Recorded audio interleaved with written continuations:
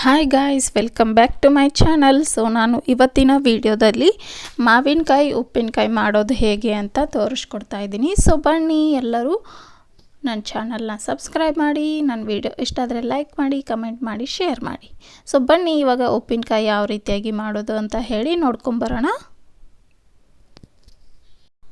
So ನಾನು ಮೊದಲಿಗೆ ಒಂದು 8-9 ಹುಳಿ ಮಾವಿನಕಾಯಿನ ತಗೊಂಡು ಚೆನ್ನಾಗಿ ತೊಳೆದು ಒರೆಸಿ ಇಟ್ಕೊಂಡಿದ್ದೀನಿ.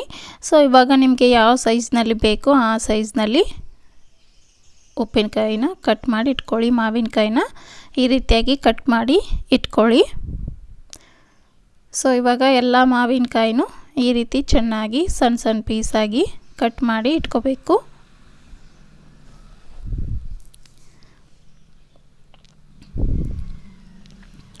ಸೊ ಇದಕ್ಕೆ ನೀವು ಒಂದು ಅಳತೆ ಬಟ್ಟಲು ಮಾಡಿ, ಅಂದರೆ ನಿಮಗೆ ಅಳತೆ ಯಾವ ರೀತಿ ಖಾರ ಉಪ್ಪು ಯಾವ ರೀತಿ ಹಾಕಬೇಕು ಅಂತ ಗೊತ್ತಾಗುತ್ತೆ. ಸೊ ಇವಾಗ ನಾನು ಒಂದು ಬಟ್ಟಲನ್ನ ತಗೊಂಡಿದ್ದೀನಿ. ಸೊ ಇವಾಗ ಹೆಚ್ಚಿದ ಮಾವಿನಕಾಯಿನ ಅದಕ್ಕೆ ಹಾಕಿ ಅಳತೆ ಮಾಡಿ ಹಾಕ್ಕೊಳ್ತಾ ಇದ್ದೀನಿ. ಸೊ ಇವಾಗ ನಾನು ಈ ಬಟ್ಟಲಿಂದ ಒಂದು 3 ಕಪ್ ಬಟ್ಟಲಷ್ಟು ಮಾವಿನಕಾಯಿನ ಹಾಕ್ಕೊಂಡಿದ್ದೀನಿ, ಹೆಚ್ಕೊಂಡಿರೋ ಮಾವಿನಕಾಯಿನ ಹಾಕ್ಕೊಂಡಿದ್ದೀನಿ. ಸೊ ಇವಾಗ ಉಪ್ಪಿನಕಾಯಿಗೆ ಏನೇನು ಬೇಕು ನೋಡ್ಕೊಂಬರೋಣ. ಸೊ ನಾನು 2 ಸ್ಪೂನಷ್ಟು ಮೆಂತ್ಯ ತೊಗೊಂಡಿದ್ದೀನಿ, ಹಾಗೆ ಒಂದು 3 ಗಡ್ಡೆ ಬೆಳ್ಳುಳ್ಳಿನ ಸುಲಿದು ಇಟ್ಕೊಂಡಿದ್ದೀನಿ, ಹಾಗೆ ಒಂದು 2 ಸ್ಪೂನಷ್ಟು ಜೀರಿಗೆ, ಹಾಗೆ ಒಂದು 5-6 ಸ್ಪೂನಷ್ಟು ಸಾಸಿವೆ, ಹಾಗೆ 2 ಸ್ಪೂನಷ್ಟು ಅರಿಶಿನ, ಹಾಗೆ ಸ್ವಲ್ಪ ಇಂಗು, ಒಂದು ಚಿಟಿಕೆಯಷ್ಟು ಇಂಗು. ನಿಮಗೆ ಇಂಗು ಇಷ್ಟ ಆದರೆ ಹಾಕ್ಕೋಬೋದು, ಇಷ್ಟ ಇಲ್ಲ ಅಂದರೆ ಸ್ಕಿಪ್ ಮಾಡ್ಬೋದು. ಸೊ ಇವಾಗ ಸ್ಟವ್ ಮೇಲೆ ನಾನು ಒಂದು ಕಡಾಯಿನ ಬಿಸಿ ಮಾಡಿ ಇಟ್ಕೊಳ್ತಾ ಇದ್ದೀನಿ. ಸೊ ಇದಕ್ಕೆ ನಾನು ಜೀರಿಗೆ, ಸಾಸಿವೆ, ಮೆಂತ್ಯನ ಫ್ರೈ ಮಾಡ್ಕೊಳ್ತಾ ಇದ್ದೀನಿ. ಸೊ ಮೊದಲಿಗೆ ನಾನು 2 ಸ್ಪೂನಷ್ಟು ಮೆಂತ್ಯನ ಹಾಕ್ಕೊಂಡು ಸ್ವಲ್ಪ ಕಲರ್ ಚೇಂಜ್ ಆಗೋವರೆಗೂ ಫ್ರೈ ಮಾಡ್ಕೊಳ್ತೀನಿ. ಸೊ ಕಡಿಮೆ ಉರಿನಲ್ಲಿ ಇದನ್ನು ಫ್ರೈ ಮಾಡ್ಕೋಬೇಕು. ಸೊ ಇವಾಗ ಇದು ಚೆನ್ನಾಗಿ ಫ್ರೈ ಆಗ್ತಾ ಇದೆ. ಫ್ರೈ ಆದ ನಂತರ ಇದನ್ನು ಒಂದು ಪ್ಲೇಟ್ಗೆ ಹಾಕ್ಕೊಳ್ಳೋಣ. ಸೊ ನಂತರ ಇದಕ್ಕೆ ನಾನು ಒಂದು 6 ಸ್ಪೂನಷ್ಟು ಸಾಸಿವೆನ ಹಾಕ್ಕೊಳ್ತಾ ಇದ್ದೀನಿ. ಸಾಸಿವೆನ ಸ್ವಲ್ಪ ಜಾಸ್ತಿ ಹಾಕ್ಕೊಳ್ಳೋದ್ರಿಂದ ಉಪ್ಪಿನಕಾಯಿಗೆ ಒಂದು ಒಳ್ಳೆ ಟೇಸ್ಟ್ ಸಿಗುತ್ತೆ. ಸೊ ಇವಾಗ ನೋಡಿ ಚೆನ್ನಾಗಿ ಫ್ರೈ ಆಗಿದೆ.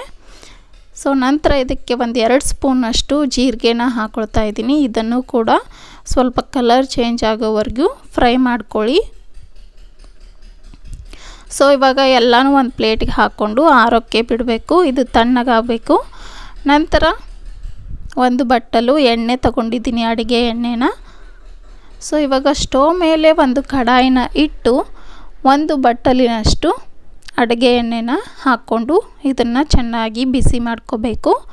ಕೆಲವೊಬ್ಬರು ಉಪ್ಪಿನಕಾಯಿಗೆ ಆರಿದ ಎಣ್ಣೆನ ಹಾಕ್ಕೊಳ್ತಾರೆ, ಹಸಿ ಎಣ್ಣೆನ ಹಾಕ್ಕೊಳ್ತಾರೆ. ಸೊ ನಾನು ಸ್ವಲ್ಪ ಕಾಸಿ ಹಾಗೆ ಆರಿಸಿ ಹಾಕ್ಕೊಳ್ತಾ ಇದ್ದೀನಿ. ಸೊ ಇವಾಗ ಜೀರಿಗೆ, ಮೆಂತ್ಯ, ಸಾಸಿವೆ ಎಲ್ಲ ತಣ್ಣಗಾಗಿದೆ, ಇದನ್ನು ಗ್ರೈಂಡ್ ಮಾಡ್ಕೊಂಡು ಬರೋಣ. ಸೊ ನುಣ್ಣಗೆ ಗ್ರೈಂಡ್ ಮಾಡೋಕ್ಕೆ ಹೋಗಬೇಡಿ, ಸ್ವಲ್ಪ ತರಿಯಾಗಿ ಇರಬೇಕು. ತರಿಯಾಗಿದ್ದರೆ ಉಪ್ಪಿನಕಾಯಿ ನೋಡೋಕ್ಕೆ ತುಂಬಾ ಚೆನ್ನಾಗಿ ಕಾಣುತ್ತೆ. ಸೊ ನೋಡಿ, ಈ ರೀತಿಯಾಗಿ ಗ್ರೈಂಡ್ ಮಾಡ್ಕೊಳ್ಳಿ.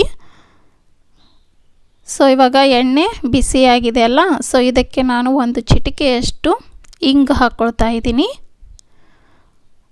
ಸೊ ಇವಾಗ ಗ್ಯಾಸು ಆಫ್ ಮಾಡ್ಕೊಳ್ಳಿ, ಎಣ್ಣೆ ತಣ್ಣಗಾಗಬೇಕು. ನಂತರ ನಾವು ಹೆಚ್ಚಿಟ್ಕೊಂಡಿರುವಂಥ 3 ಬಟ್ಟಲು ಮಾವಿನಕಾಯಿ ಹೋಳುಗಳಿಗೆ ಒಂದೊಂದಾಗೆ ಎಲ್ಲನೂ ಹಾಕ್ಕೊಳ್ಳೋಣ. ಸೊ ನಾನು ಒಂದು 2-3 ಸ್ಪೂನಷ್ಟು ಉಪ್ಪು ಹಾಕ್ಕೊಳ್ತಾ ಇದ್ದೀನಿ. ಸೊ ನೀವು ಮೊದಲಿಗೆ ಸ್ವಲ್ಪನೇ ಹಾಕ್ಕೊಳ್ಳಿ, ನಂತರ ನಿಮಗೆ ಎಷ್ಟು ಬೇಕೋ ಅಷ್ಟು ಹಾಕ್ಕೋಬೋದು ರುಚಿ ನೋಡಿಕೊಂಡು. ಹಾಗೆ ಬೆಳ್ಳುಳ್ಳಿ, ಅರಿಶಿನ,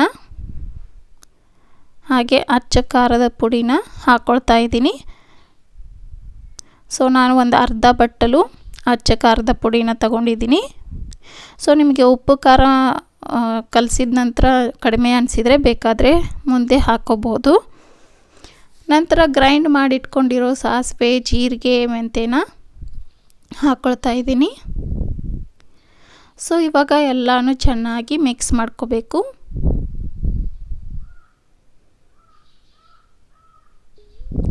ಸೊ ಎಲ್ಲ ಮಾವಿನಕಾಯಿ ಹೋಳುಗಳಿಗೆ ಈ ಮಸಾಲೆ ಅಂಟ್ಕೋಬೇಕು. ಆ ರೀತಿ ನೀವು ಚೆನ್ನಾಗಿ ಮಿಕ್ಸ್ ಮಾಡ್ಕೊಳ್ಳಿ.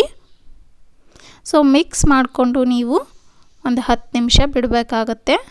ಅಂದರೆ ಮಸಾಲೆ ಎಲ್ಲ ಅಂಟ್ಕೊಳ್ಳುತ್ತೆ ಚೆನ್ನಾಗಿ. ಸ್ವಲ್ಪ ನೀರು ಬಿಟ್ಕೊಂಡು ಸ್ವಲ್ಪ ಅಂಟ್ಕೊಳ್ಳುತ್ತೆ.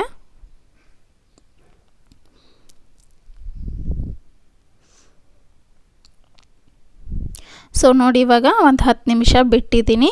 ಈ ರೀತಿ ಮಸಾಲೆ ಎಲ್ಲ ಮಾವಿನಕಾಯಿ ಹೋಳುಗಳಿಗೆ ಅಂಟ್ಕೊಂಡಿದೆ. ನಂತರ ನಾನು ಬಿಸಿ ಮಾಡಿರೋ ಎಣ್ಣೆನ ಆರೋಕ್ಕೆ ಬಿಟ್ಟಿದ್ದೆ. ಇವಾಗ ಎಣ್ಣೆ ತಣ್ಣಗಾಗಿದೆ. ಇದಕ್ಕೆ ನಾನು 1 ಬಟ್ಟಲು ಎಣ್ಣೆನ ಹಾಕ್ಕೊಳ್ತಾ ಇದ್ದೀನಿ. ಸೊ ನೀವು ಮಾವಿನಕಾಯಿ ಹೋಳುಗಳಿಗೆ ಅಳತೆ ಮಾಡಿರ್ತೀರಲ್ಲ, ಆ ಬಟ್ಟಲಿನಿಂದನೇ 1 ಬಟ್ಟಲು ಹಸಿ ಎಣ್ಣೆ ಅಲ್ಲ, ಬಿಸಿ ಮಾಡಿ ಆರಿಸಿರೋ ಎಣ್ಣೆನ ಹಾಕ್ಕೊಳ್ಳಿ. ಸೊ ಎಣ್ಣೆ ಹಾಕ್ಕೊಂಡು ಈ ರೀತಿ ಚೆನ್ನಾಗಿ ಮಿಕ್ಸ್ ಮಾಡ್ಕೋಬೇಕು. ಸೊ ಎಣ್ಣೆ ಎಲ್ಲ ಮಸಾಲೆ ಜೊತೆ ಬೆರಿಬೇಕು. ಆ ರೀತಿ ನೀವು ಚೆನ್ನಾಗಿ ಮಿಕ್ಸ್ ಮಾಡ್ಕೊಳ್ಳಿ. ಸೊ ಇದನ್ನು ಉಪ್ಪಿನಕಾಯಿ ಮಾಡೋಕ್ಕೆ ಬರದೇ ಇರೋರು ಕೂಡ ಈ ವಿಡಿಯೋ ನೋಡಿಬಿಟ್ಟು ಆರಾಮ್ಸೆ ಮಾಡ್ಬೋದು. ತುಂಬಾ ಈಸಿ ರೆಸಿಪಿ ಅಂತಲೇ ಹೇಳ್ಬೋದು. ಸೊ ನೋಡಿ, ಇದನ್ನು ಈ ರೀತಿ ಮಿಕ್ಸ್ ಮಾಡಿ ಒಂದು 4 ಅವರ್ ಬಿಟ್ಟಿದ್ದೀನಿ. ಈ ರೀತಿ ಎಣ್ಣೆ ಬಿಟ್ಕೊಂಡಿದೆ, ಕಲರು ಚೇಂಜ್ ಆಗಿದೆ. ಹೀಗೆ ನಾನು 1 ದಿನ ಮೇಲೆ ಮುಚ್ಚಳ ಮುಚ್ಚಿ 1 ದಿನ ಪೂರ್ತಿ ಇಡ್ತೀನಿ.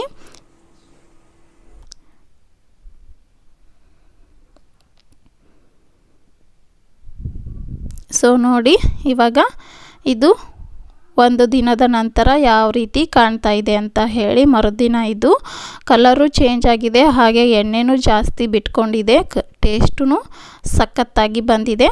ಸೊ ಇದನ್ನು ಹಾಗೆ ಇದರಲ್ಲೇ ಬಿಡಬೇಡಿ. ನಂತರ ಇದನ್ನು ಭರಣಿ ಅಥವಾ ಡಬ್ಬದಲ್ಲಿ ಸ್ಟೋರ್ ಮಾಡಿಟ್ಕೊಳ್ಳಿ.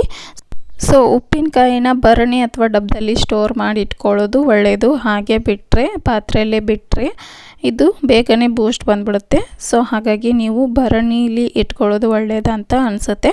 ಸೊ ನೋಡಿದ್ರಲ್ವಾ ಫ್ರೆಂಡ್ಸ್, ನನ್ನ ವಿಡಿಯೋ ಇಷ್ಟ ಆಗಿದ್ರೆ ಲೈಕ್ ಮಾಡಿ, ಕಮೆಂಟ್ ಮಾಡಿ, ಶೇರ್ ಮಾಡಿ. ಮುಂದಿನ ವಿಡಿಯೋದೊಂದಿಗೆ ಸಿಗೋಣ. ಧನ್ಯವಾದಗಳು.